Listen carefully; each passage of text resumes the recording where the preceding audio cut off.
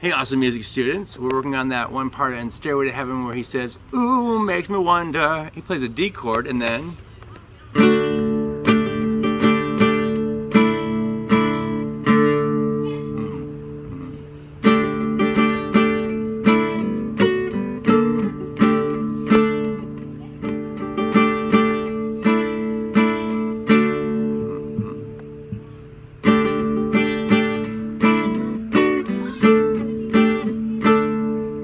the section up here, if you want to look in a little bit closer, looks like this. The second section. I come up to the 7th fret, then a D chord with a A in it, to the D chord with a G in it, and back to the D chord with an A in it. It's the A note. Again from the top, I'll try to take it slower. He starts with the first regular D chord, then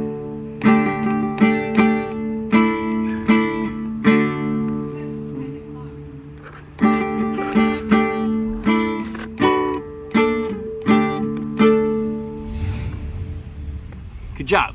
Keep up the excellent work. Rock it out!